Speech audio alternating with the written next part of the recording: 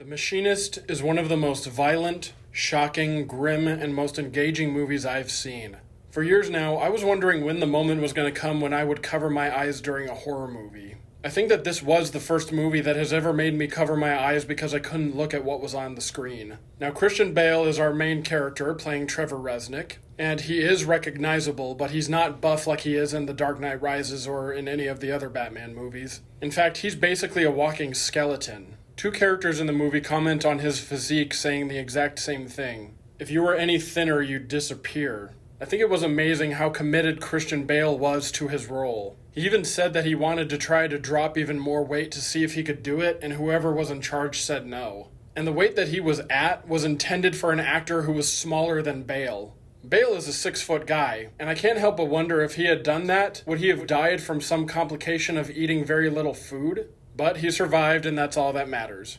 The atmosphere of this movie is incredible in so many ways. It's the type of atmosphere that you'd see in a horror movie more so. Because with a title like The Machinist, you'd think that this would be an action movie. At least that's what I thought it was going to be going into this. So the movie was a bit misleading in terms of that. And speaking of atmosphere, I think that one thing that makes this movie come together as a whole for me is Trevor Resnick's name was inspired by Trent Reznor's name. And when you see Trevor in his state of mind where he looks desperate and depressed, those were the moments that really looked like I was watching a Nine Inch Nails song personified. It also said that this movie's story was inspired by a book called The Double, which was written in 1866. I can't say that I've read that book, but this movie actually reminds me of Fight Club, but made for a crowd that's into darker themes. It basically has the plot of Fight Club, or at the very least has similarities in regards to the main character. The story itself was this really weird horror thriller movie that had legitimate explanations for the truly terrifying things that happened, and Trevor Resnick was a really interesting character, but for some reason it didn't feel as if he was a character that belonged in a movie like this.